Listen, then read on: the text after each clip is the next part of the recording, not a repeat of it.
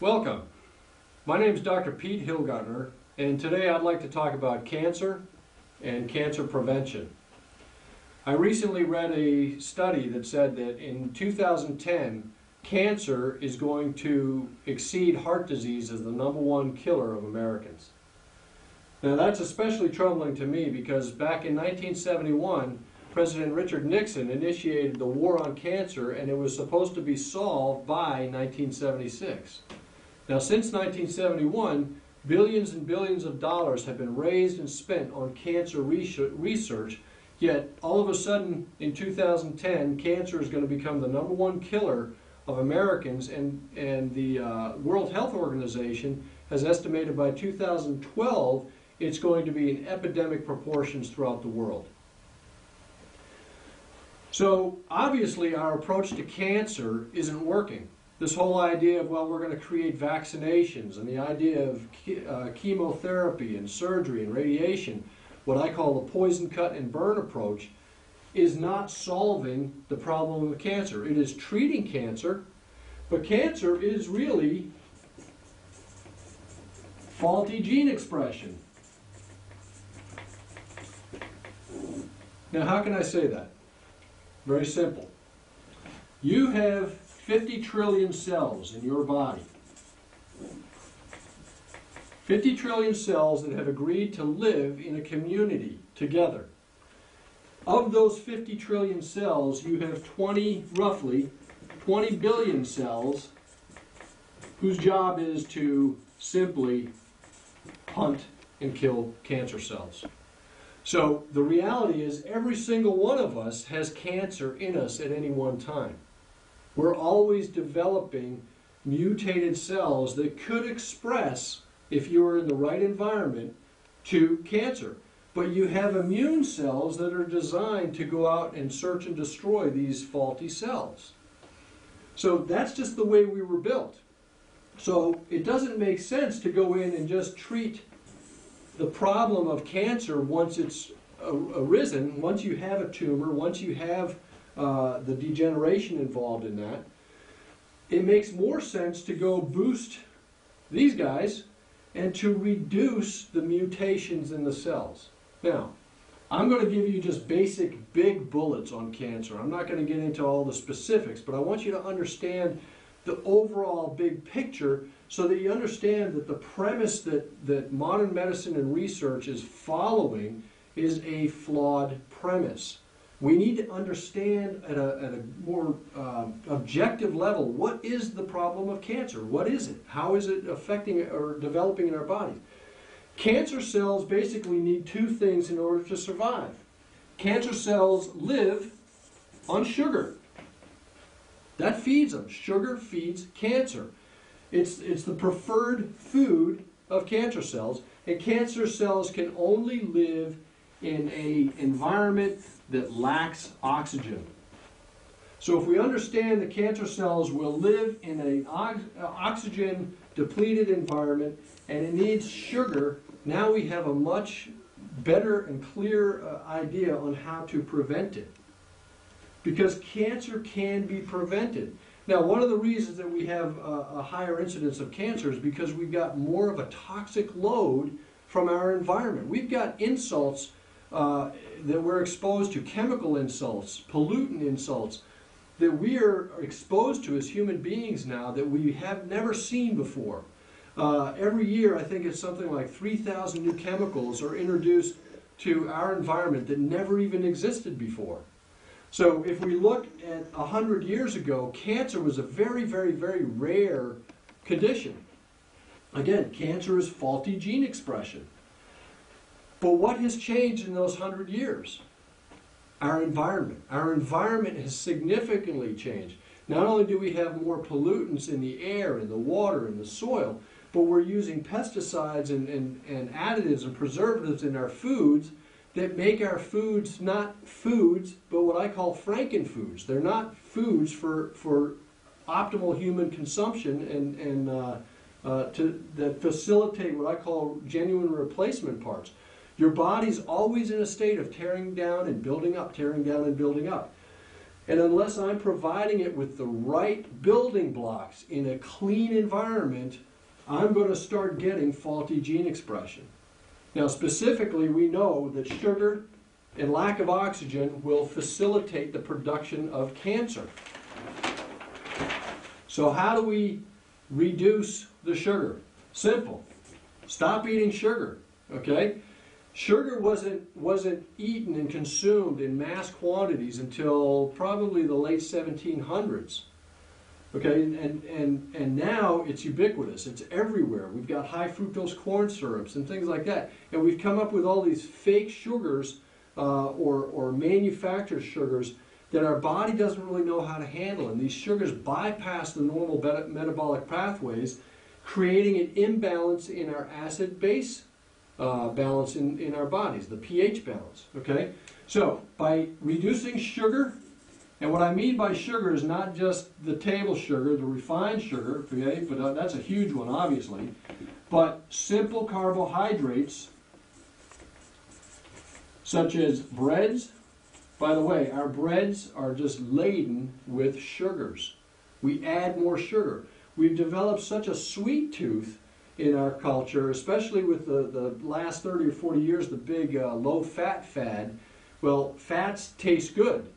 So we have these low-fat foods now that don't taste very good, so they add more sugar because the American palate demands that.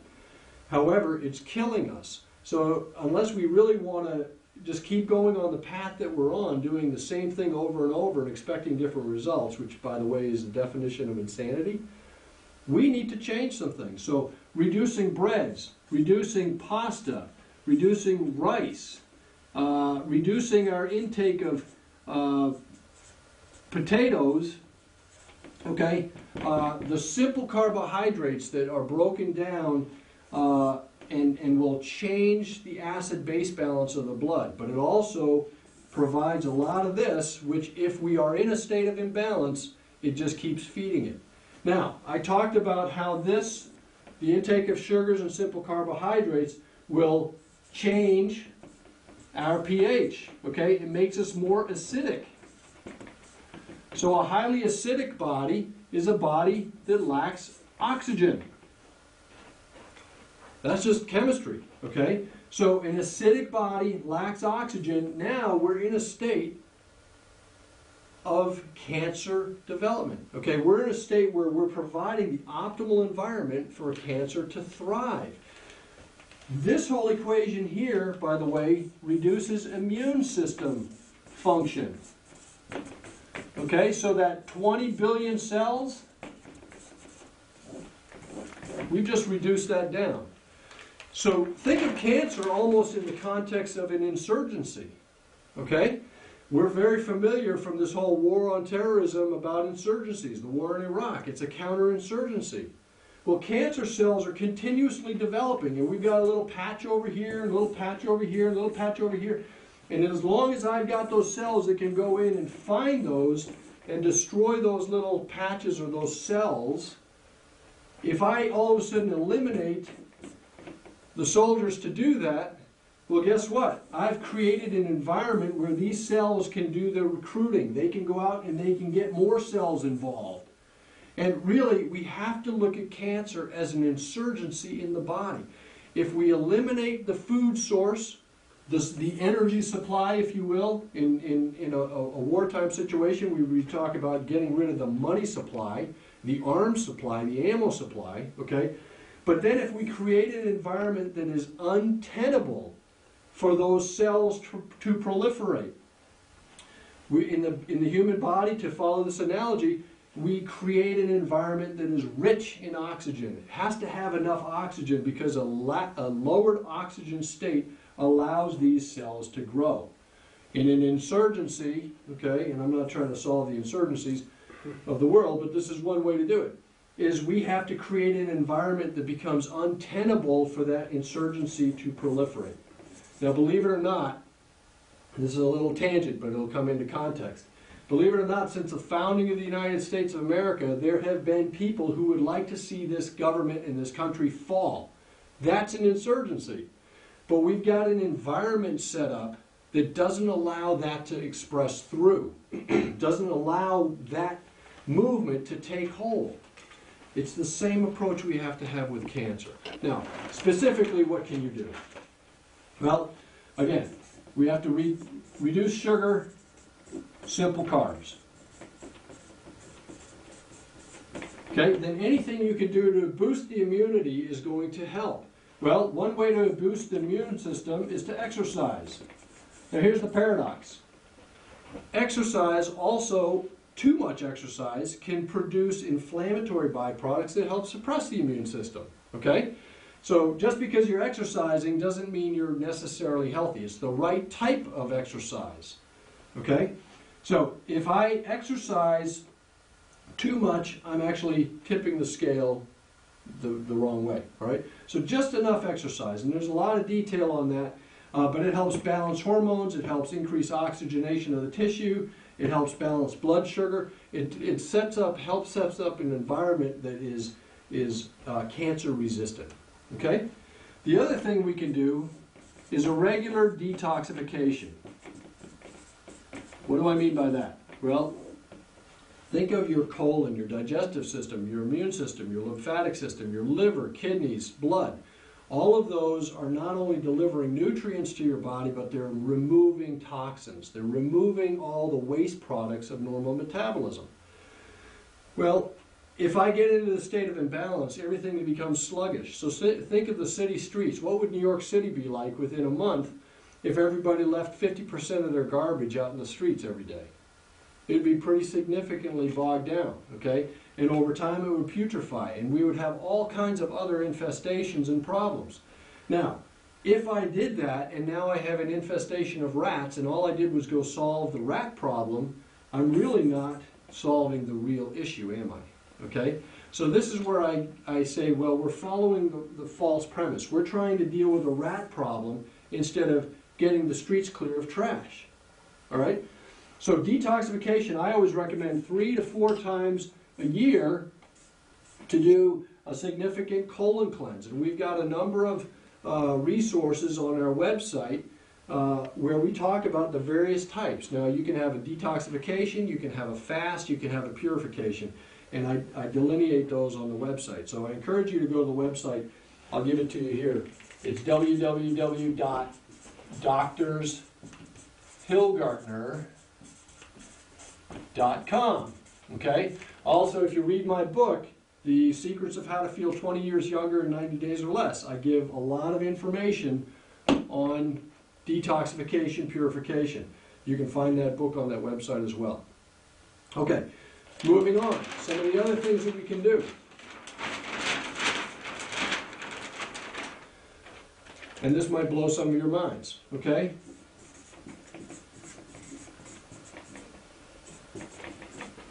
Chiropractic, all right? Specifically, there's a technique called, I can spell, Advanced Biostructural Correction. Now, I've used a number of different chiropractic techniques. I've studied many and I've taught many. But this is a very specific one that sort of takes the whole profession to a whole different level of understanding. A lot of the information is based on research that was done by a neurosurgeon in Sweden. But if I am able to apply this to get your body from wherever it is into a state of better relationship in space-time to gravity, your oxygenation utilization, your ability to utilize oxygen in your body goes up. It has a direct effect on the cells of your immune system, has a direct effect on your ability to fight cancer. It also helps digestion, mood, attitude, respiration, cardiovascular function. So no matter what you've heard about this, I can tell you that that's a big piece of the equation for prevention. Now, I'm going to be clear here. I'm not saying that chiropractors can treat cancer. It's not what I'm saying. What I'm saying is this is part of the piece of the equation. If you really want to have cancer prevention, you've got to include some sort of body work, and from my experience, this is the one that works the best. In my practice, in my life, this is what I've done. Okay, so We talked about some of the other things we can do. You can increase probiotics. Probiotics are the good little bacteria, yeast, funguses that have to be in your gut. Most of us, we've had too much antibiotic use, we've had chlorine in our water, we've had fluoride in the water, we've had all sorts of chemical exposures that have reduced the probiotics in our gut. So if we don't have a balance of good, healthy flora in our gut, there's an imbalance in the immune system, and that reduces our ability to have a counterinsurgency in our body, okay? Cancer prevention is really a counterinsurgency. Cancer is the insurgency in the body, okay? And then the other thing we need to do is we need to increase our consumption of fermented foods. And again, on our website and in my book, we've got more details on that. However, these two go hand in hand, okay? And when I'm saying the X through here, don't get confused. I want you to have these, okay? And one of the ways you get those is through eating fermented foods. You can also take over-the-counter probiotics, but they're never going to be as effective as good homemade fermented foods. And I'm not talking about a lot. You need to have maybe a tablespoon of some kind of a side dish, fermented side dish, with each meal for optimal function of your gut and your immunity, and that's going to help with cancer prevention. So, for cancer prevention, I talked about what cancer is. Cancer, think of it as an insurgency in the body. You have 50 trillion cells in the body.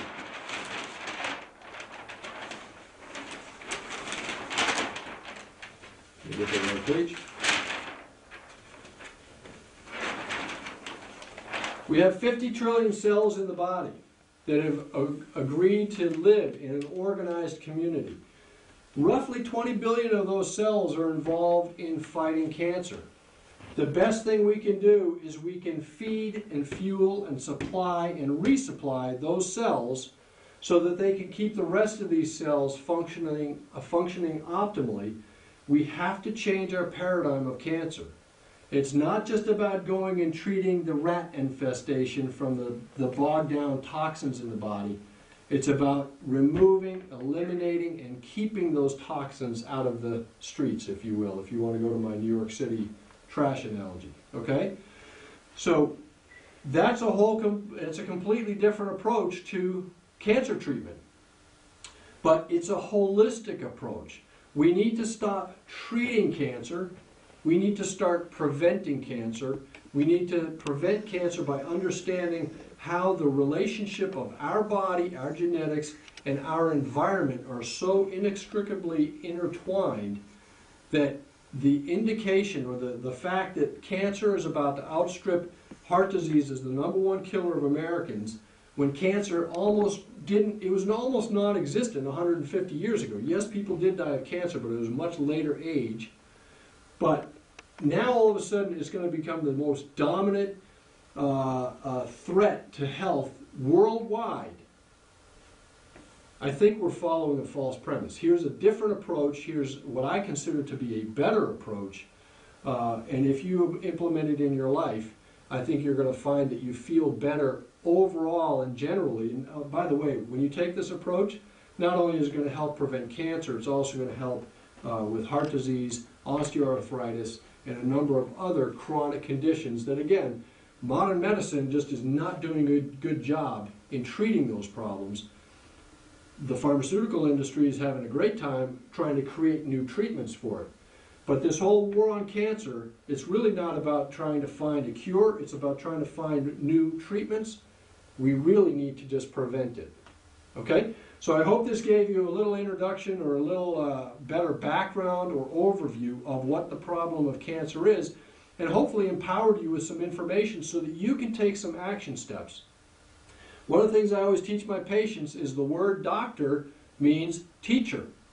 My job is to make you more informed so you can make the choices to need me and people like me less. Thank you.